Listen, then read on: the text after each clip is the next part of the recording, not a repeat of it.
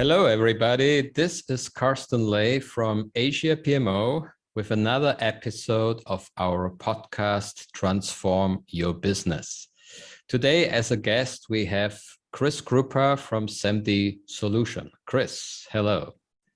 Hi, Carsten. Happy to be here. Thank you. Please introduce yourself. So, as you said, my name is Chris. I'm running a little consulting company called semdi Solutions. We support organizations in we call it the tagline, Great Organization That Matters, which basically is for us having an organization which is resilient, adaptive to current circumstances, or staying relevant in changing environments. Yes. Yes, and we happen to work together, let's be very honest, right? semdi Solution and Asia PMO, because you are more the expert in Agile Leadership, Agile Coaching, Management 3.0, and we come more from the traditional project management and OKRs. Yeah? Yes, yes, exactly. Yeah. So you also deal, same like us, or sometimes we even have projects together, of course. You deal with transformation clients, right? Most of the clients who come to us want or need to transform. Yeah. So what are the specific topics you see where clients come to you for transformation, or the specific needs? Well, specific for us mostly is they already started a transformation project by themselves. They are basically saying, hey, we need to be more agile, or sometimes also more lean in terms of product development. And they are doing that things, and then it doesn't really work that way as they expected, or they have some impediments, some problems, some challenges to work on. And then they come to us and ask, okay, Chris or semdi, can you help us to figure out what's going on? This is mostly on the topic on when they are software development companies, like product development companies, apps, on that topics. We have also worked with some other organizations on the, for example, FMCG market, who have a specific challenge to be able to respond to the market as fast as, for example, software companies, because usually the run on FMCG is more plan driven. You need to have a longer plan beforehand because you have a product or service creation phase where you define the product portfolio, and they wanted to also, for example, be a bit more responsive to the market because of the changes. Yeah. And that's maybe an interesting example for our listeners, as not everybody is in the IT space. Can you be a little bit more specific on this example with FMCG company? What was going on? What was their issue? What did you solve? I can't go too much into specifics. Okay. But basically also here they had this very plan-driven approach in the past. It was one of their challenges was also it was very departmental, right? So you had marketing team, you had sales team, you had portfolio team, you had supply chain team, and so on. And everybody was doing their work.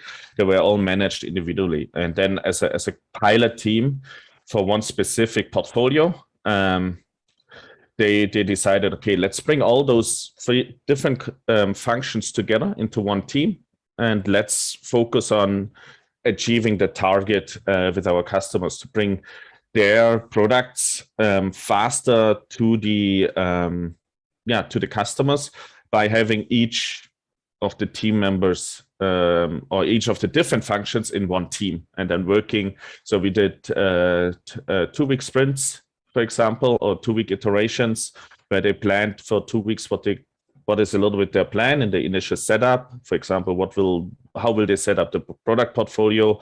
What will the supply chain team need to do, and so on. And then they, then 2 weeks later they were looking at it. What did they achieve, and adjusted their plan. So we're using like this iterative model of Agile to have quick feedback. And I think this is amazing to really do a sprint or Scrum methodology in FMCG, which maybe is not so common yet, right? But product development, I mean, it doesn't matter what it is, IT product, a real product, something to eat, or a noodle soup. Yeah, doesn't matter. Yeah.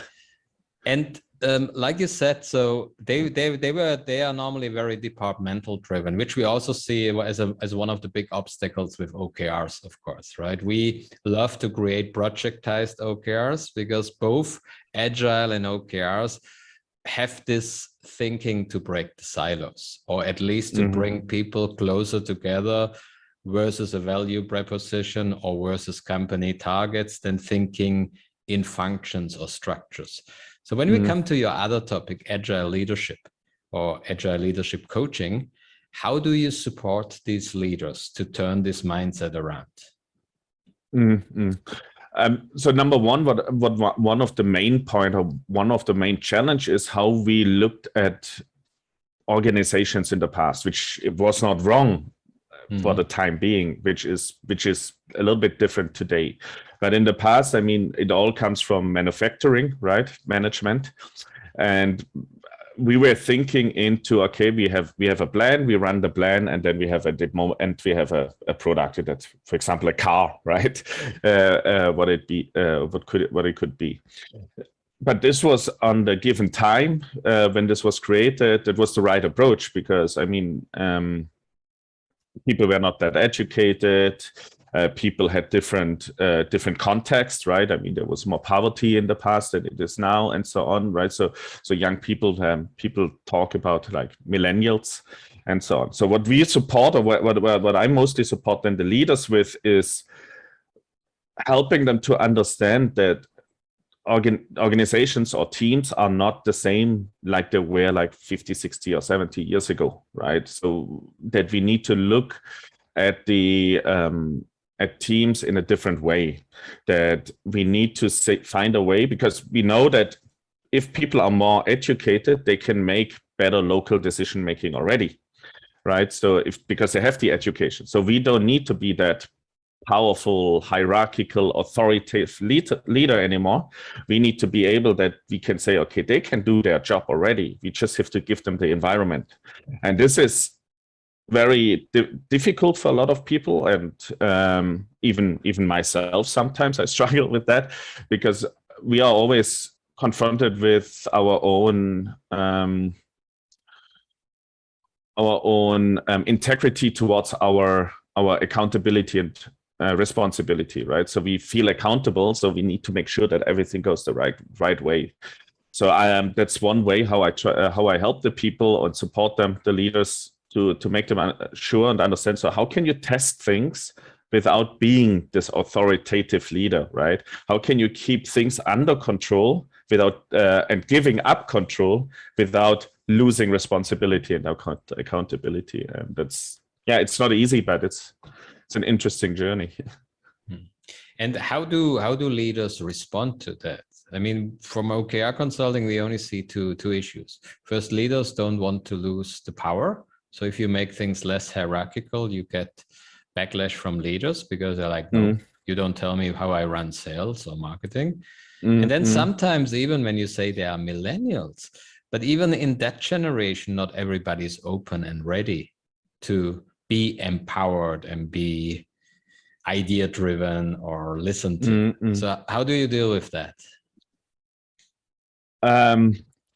So most of the people we work with are open in the most aspects. Also, I think the big difference what we do as opposed to the OKRs, for example, we technically don't tell them how to do their sales, right? So we don't tell them how to do their job, but we question a little and challenge on how they deal with their team, right? So this is a little bit the different angle. So we don't involve in that sense in their how do you call it, their discipline, in which they are the or even in their own context, but rather ask, so how did you know that what you tried to do was a good approach, right? So now with knowledge you have gathered, what would you do differently, and so on. So challenge that, and then let them explore by themselves how, and then of course with feedback from us, how they would maybe do things differently in retrospect or in with hindsight. And with that one is because, yeah, with that one, I think most of them are open. Obviously, there are people who you cannot change. I always say you cannot wake up people who are pretending to sleep, right? So if they don't want change, they wouldn't. For example, I make this buy-in, right? So or invite only. So if you want to get coached, you can book me. If you don't want to be coached, don't book me, right? So some people, they don't book, and that's okay. But they see maybe results of other functions, of other managers, of other teams who are maybe going in that direction, and they're learning from that teams, right? So it's a little bit more a wider impact. Even I don't work with those people directly. So there's word of mouth, and they say, I mean, it can happen on our topic too, that we run OKR in a project, and suddenly this project is maybe going more result oriented than a function, and people start to ask around, how did they do that, right? Exactly, in OKRs, it's easy. We create results, we don't create results. Very easy for us to measure if we are successful. How do you measure in your business if you are successful, or if you can see a change? That's the change is the consequence of what we do, right? So we are not measuring kind of like the journey, or we are measuring then, okay, if we see a result in after a while, right? For example, we worked with a team together. There was an IT team though, but it was a product development team, and we were coaching the facilitator, the Scrum Master called, or the product manager. We were coaching them. We didn't coach the team directly, right? So we were only working with the facilitators, but we attended all the meetings. And then we could see that after a while, it takes time. The teams understood through the coaching and then a different facilitation of the team, how much power they actually had, right? So in the beginning, that team usually developed some features, but that was usually not needed by the company. And then the CEO would say, yeah, that's good, but actually we needed something completely else.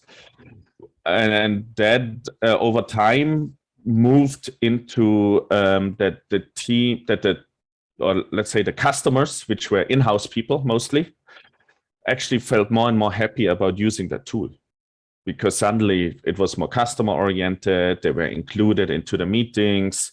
And that was the consequence I could measure, right? I could see that, hey, there is more happiness in the team. Features are getting, for example, released, and the in-house customers said, thank you.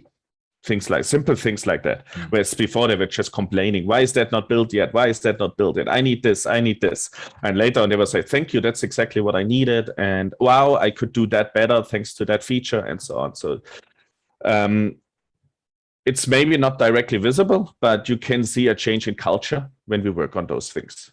And so that's visible. So it's both culture, behavioral, but even then in a middle or long run, even then, of course, product and result oriented. So you see both impacts if you work absolutely longer with teams or with their leaders, right?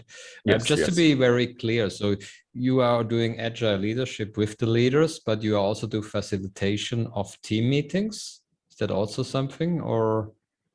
Not directly. Mm-hmm. I do facilitation of leadership meetings, leadership retrospectives, and so on. But I mostly work really with the facilitators of those meetings and give them tips and tricks on how to work. So our motto in that sense is that we empower and enhance the capability of the people who are already there. Okay.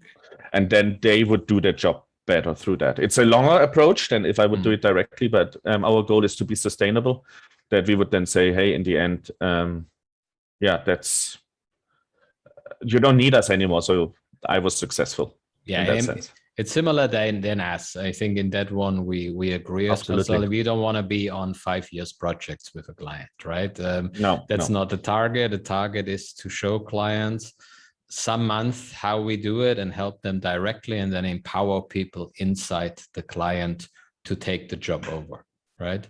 Absolutely. So you facilitate the facilitators. I facilitate the facilitators. Yeah, Yes. maybe a new slogan. Think about it. Yeah, you're welcome. Yeah, by the way. Thank you. Awesome. Okay. Yes. Good. Thank you so much so far. So, are there any big topics you see coming up in transformation you would like to share with our audience? Is there anything you see, COVID, not COVID related? I think right now with what I have to say is I mostly work with Vietnamese teams here in Vietnam, and right now under the current conditions, I see that probably in terms of transformation, team empowerment, team motivation will be maybe something which could be more and more important in terms of agility, right? So how can I be close to my team member if we are not sitting together? I see some of my, especially young leadership people, that they are struggling with setting boundaries, when to work, when with family, taking off, not taking off. And every time, right? So if you're in the office together, every time you have a question, you walk over quickly, get the answer, and go back. If you want to have a quick one-on-one and checking how it's going, you follow them to the water cooler and check quickly, hey, and how is it going with that project, and so on. So it's very casual. This casualty, if you want to enable that online and per remote, you need a meeting for everything. Right, there are teams which are trying to keep like Discords open or chats open, but then there's a lot of chaos going on in those chats because everybody's then shouting in there, right? So it's good for casual, but it's not so good for focus when you need them. And I think that's something. So I work with a lot of leaders who are they have meetings from 8 a.m. in the morning until 10 p.m. in the evening, constantly, one after the other. And I think that's something we need to address. That's not sustainable.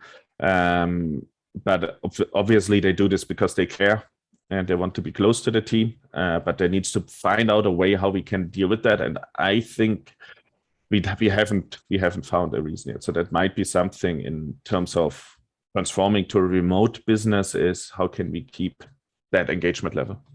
And this is a very good thought, because a lot of people always use the buzzword digital transformation. And of course, it doesn't matter if we're in or outside the office, the world is very digital. But maybe the biggest challenge the last 1-2 years was really to transform from a team setting, from a very rigid supervised setting into a home setting, which partly is touched by digital transformation, but partly is more touched by a personal transformation.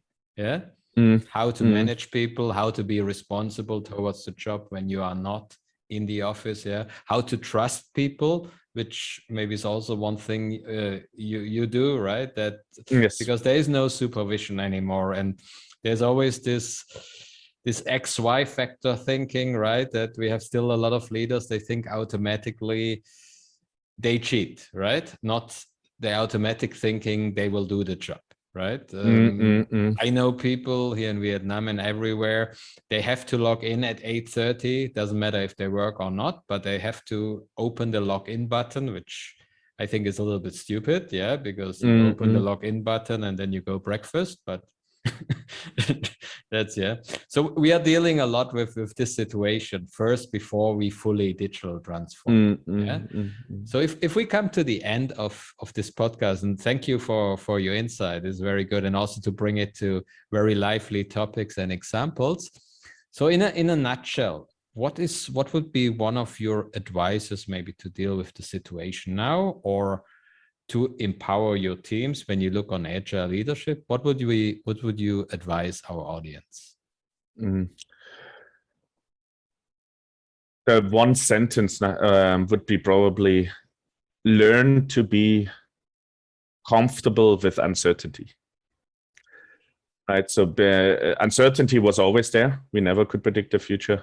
It's right now. It's just more visible with the situation. And I think one of this is we need to learn that it's not easy. It's a journey, but I think that's an important sentence to say. Okay, thank you, Chris. This is great. Yeah, and thanks everybody. Thank you for being here. And thanks everybody for listening. Our podcast, Transform Your Business from Asia PMO. Thank you.